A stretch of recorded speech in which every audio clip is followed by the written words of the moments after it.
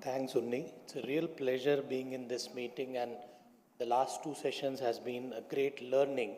Noted down so many ideas which we can do. Next couple of minutes, I'll be sharing thoughts on newer biomarker indices in ultra-wide field retinal vascular imaging. And what I'll be talking about is the ultra-wide field. We are looking at a field of view of 110 to 220 degree, starting from the interior edge of the vortex ampulla beyond to the pars plana. And very natural that if you take a larger image in diabetic retinopathy and other retinal vascular diseases, you'll be seeing more lesions. And what Paul Aillo group very nicely showed that 10% cases, you may actually, the severity scale of diabetic retinopathy would be more if we consider this peripheral retina alone. In India, we did a multicentric study and we found that even the diabetic retinopathy which we see here, a third of this diabetic retinopathy is actually having predominantly peripheral lesions. And we also showed that these lesions are mainly in the temporal quadrant. Another work from the Paul Aillo group, 2015, they said that if there is presence of this peripheral lesion, predominant peripheral lesions, they have 4 times more risk of progression to proliferative retinopathy. And that actually was an important finding, and everybody started looking at to identify these PPLs. When we tried looking at it, we found that multiple cameras, the quality of image is also different, and this is a work which we tried comparing 2 wide field images, and we found that the quality of the image to identify posterior lesions versus peripheral lesions differ among the existing cameras. We also tried looking at agreement between the ophthalmologist in grading these images and found that there is an inter-observer variation, and disagreement in grading is nearly 15% more so in the early stages of diabetic retinopathy. And then we also looked into these predominantly peripheral lesions, and as a part of Smart India study, we also found that there is a higher prevalence of these peripheral lesions in patients with coronary artery diseases. Probably peripheral lesions may indicate systemic disease too. And then last year came this protocol AA DRC and NET study, which showed that the risk of worsening is not associated with color fundus PPL, but more associated with FA, predominantly peripheral lesions. And they found that if there is presence of FA lesions, peripheral lesions, they have 1.7-fold greater risk of progression over 4 years.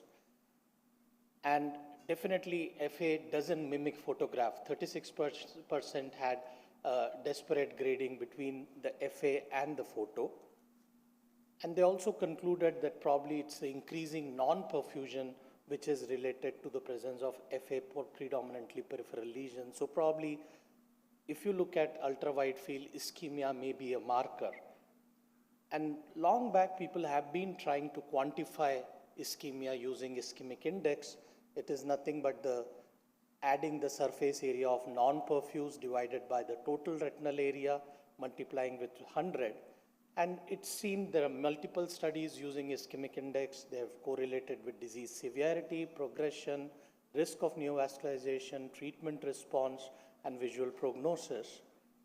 And it looks pretty simple. You take the larger area and we divide. So this is a patient with BRVO, ischemic index is 27.6, but there are problems.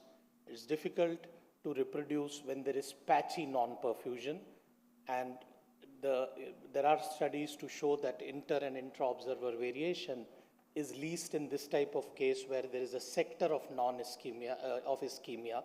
It is little better in CRVO.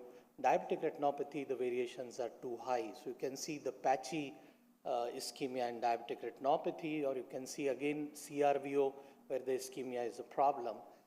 And there can we have a better way to measure ischemia. And we have Dr. Shobha, who has done a good work, who had shown this grid, which can be used to quantify the non-ischemic, the ischemic areas. The problem is with ultra-wide field images, there is a phenomenon of warping. So 3D dimension, just a minute. when you need to project on a 2D plane, you need a stereographic projection solution.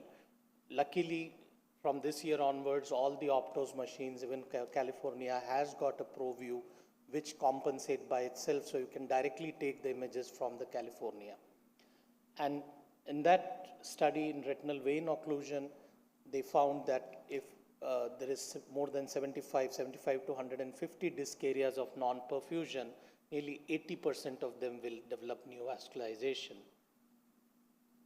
Also looked into regional differences, this paper, and they found that if there is peripheral ischemia, the chance of developing new vessels is about 7%, and if there is posterior pole ischemia, 85% of them will develop new vessels.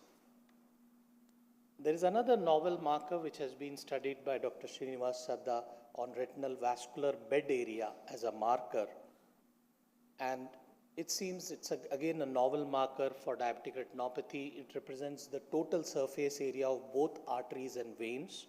It's an indicator more of angiogenesis, doesn't indicate non-perfusion or ischemia. It gives more insights into the vascular morphology rather than the dynamics of the blood flow, which OCTA does. And it delineates the larger and medium-sized vessels, difficult to measure the smaller capillaries.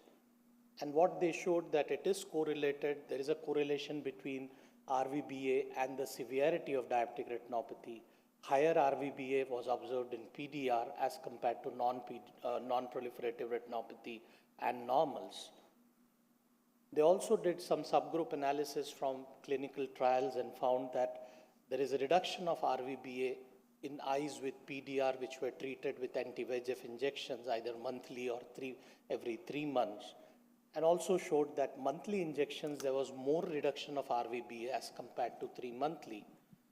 So RVBA may serve as an important marker to monitor the retinal vascular changes after anti-VEGF. How we can measure it, those who are a little bit familiar with image J, this is a small video which shows that you select a AV phase, you make it 8-bit, and then use some local threshold filters. And once you have done that, the next step is to add another filter. So these are the various filters you add. And finally, you analyze this data after skeletonizing. And you get the values of the total RVBA. So in conclusion, I have outlined 3 types of markers. The predominantly peripheral lesions on optos tend to tell about progression, and we found CAD as a marker. Ischemic index definitely good for venous occlusions and reproducible, especially in branch retinal vein occlusion, and RVBA seems to be a promising marker to look at DR severity and anti-VEGF response. Thank you very much. Thank you, Dr. Rajiv. We're running short of time, so just a quick question to the panel, please. Basically for the audience, what clinical scenarios would you recommend to undergo in diabetic retinopathy, wide field, ultra wide field angiography, and where would you really like quantification to be a part of that evaluation? Please, ma'am. I would say these are the same indications as we did before. So if you are doubting if you have any new vessels, some small new vessels that you can have in the periphery, definitely ultraviolet field fluorescein angiography I would perform.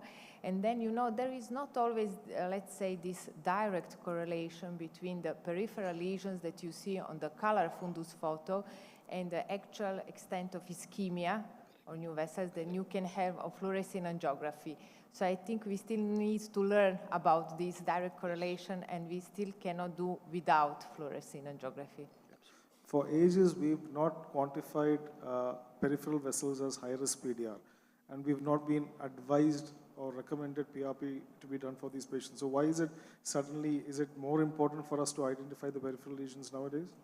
Because of the progression of the disease. It has been shown that when you have a lot of these peripheral lesions, then the progression to the proliferative stage is much quicker. It increases by almost 5 times. So, yeah. And Dr. Shobha, please. Actually, an advanced form of the peripheral non-perfusion. Although there's no good correlation we know, like we have been doing CVOS, BVOS and all for many, many years, and we know that center matters. You know, that 7 field is the one that captures NVD, NVE, everything. So I would still say that if you're restricted to using Optos only for wide field only for certain scenarios, I would use it for moderately severe NPDR onwards, rather than, you know, for all patients. Thank you, ma'am. I'd like to thank you, Dr. Rajiv.